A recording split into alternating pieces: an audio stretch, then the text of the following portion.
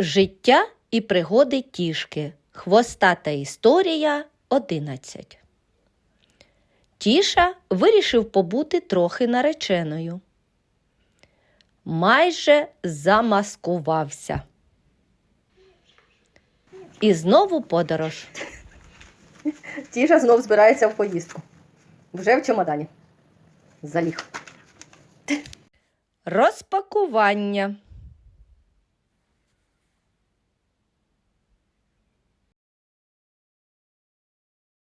Ось такі в мене помічники.